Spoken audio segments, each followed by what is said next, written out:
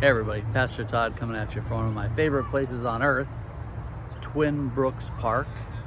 Standing by one of those brooks, all the rain has made it look more like a river, and that's what we're talking about this Sunday. R is for river. Now, why in the world would I make an entire service and a sermon about rivers? Well, Jesus uses water and rivers as a beautiful metaphor about what faith really is. Rivers, brooks, never stand still. They move around obstacles, they move around rocks, they bring nourishment not only to animals and humans that drink it, but all of the foliage along the river and elsewhere. Beautiful to look at and nourishing to the soul. It's very pleasing to be around them for me. I don't know if you feel the same way about bodies of water in general, rivers and lakes and oceans. Something of them speaks to the soul.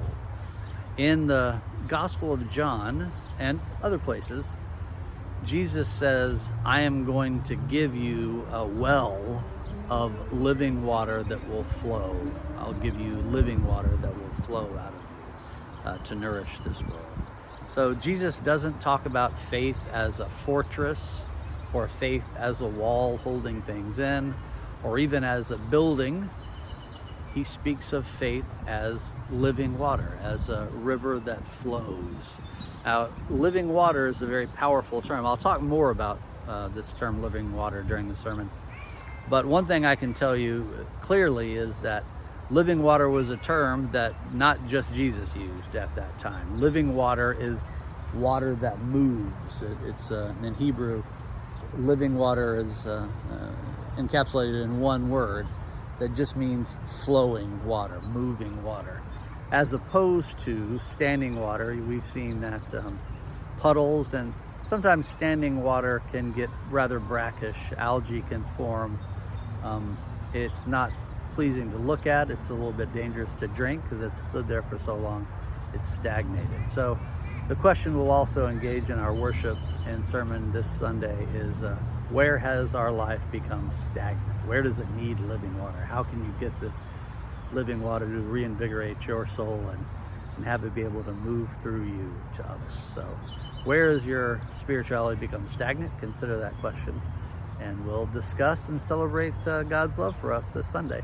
All right, here's some announcements I know of. Big one, of course. Remember, the service is now 9:30 for the summer, not 10, 9:30 a.m. This Sunday, we have our gratitude picnic, our gratitude Sunday, showing gratitude for you, our members, having a party, playing some cornhole, eating some pizza. We're showing gratitude for our staff. We're going to celebrate our staff as well as our ministry partners, people that you know of, programs you know of, Live Free, My Friend Abby, Nourish Bridgeport, and others. So we're going to celebrate our staff, celebrate you with some pizza and games, celebrate our ministry partners. So come for that. I want to thank Mike Revelo. Is it Revelo or Revello? Sorry, Mike. I'm going to find that out. So thanks, Mike, for being our greeter, and Jean Larson is going to be our reader. We don't need, obviously, coffee hour because we're going to walk right out of the service and into our picnic with food and treats and games. So thank you to those two folks for helping out. And I do want to say we need communion servers for next Sunday, July 5th. So I'll need two of you guys that want to come and help me serve communion. Finally, I want to make sure I got these as well. So I'm going to read from our insert. Reverend Carolee Gibson, our very good friend, is going to have a fall retreat September 18th to the 20th at Wisdom House. Her theme is Dare to Question. That sounds very exciting. So talk to her, talk to me. You can email her at cbcgibson88@gmail. So look into that. I'm sure she'd love to have you. Ladies Luncheon, the women's group meets the first Wednesday of every month. The next luncheon will be Wednesday, July 1st at noon at Old Town Restaurant.